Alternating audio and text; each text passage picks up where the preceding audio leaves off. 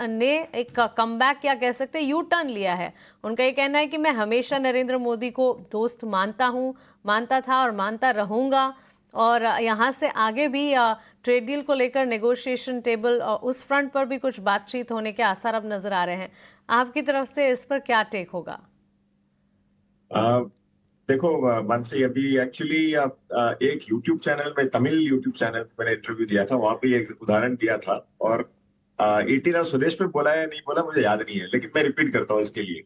पहले क्या हो रहा था कि डोनाल्ड ट्रंप और ऑफ कोर्स मैं उनको शेर मानता हूँ, तो शेर और बिल्ली की लड़ाई हो रही थी। यूरोप ने सरेंडर कर दिया, जापान ने सरेंडर कर दिया, वियतनाम ने सरेंडर कर, एक एक करके सारे के सारे सरेंडर कर रहे थे, और डोनाल्ड ट्रंप को जो जीत है वो हासिल होती जा रही थी। तो अब तक हो रही थी शेर और बिल्ली की लड़ाई। अब अचानक क्या हो गया कि और शेर आ गया सामने।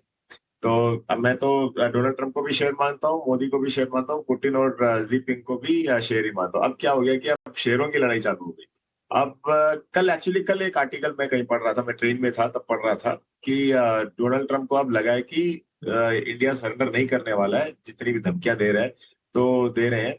तो इसके कारण अब बेटर होगा, मतलब इस लड़ाई को अगर फर्दर लेके जाओ तो दोनों देशों के लिए खराब है। यूएस के लिए तो खराब भी है। अभी थोड़ी देर पहले आप लोग आईटी की बात कर रहे थे, मुझे लगता है कि वो भी नहीं होने वाला है, क्योंकि अब सरेंडर नहीं हो रहा है करके एक कहीं ना कहीं आपको थोड़ा सा रास्ता देना पड़ेगा कि आओ चलो बातचीत वापस चालू करें। और ये मेरा हमेशा से मानना था। और कई बार जब भी आपसे बात हुई मैंने ये कहा कि जो जो टिप मिले आप इसमें लीजिए, और भारत का इसमें finally end of the day कुछ नहीं होने वाला है, और हम लोग वापस विक्टोरियस ही इमर्ज होंगे। तो अगर बातचीत होती है तो दोनों देशों के लिए ठीक है। और क्योंकि उनको भी उधर इलेक्शंस में इफेक्ट होगा, तो इसके लिए मुझे लगता है कि ये पॉजिटिव इम्पैक्ट बाजार में आपको देखने को मिलेगा इसका। तो शेर और शेर की लड़ाई हो रही है, तो इसके लिए मजा आ रहा है। शेरों के बीच की लड़ाई, nice example to explain the situation, Vivek. चलिए।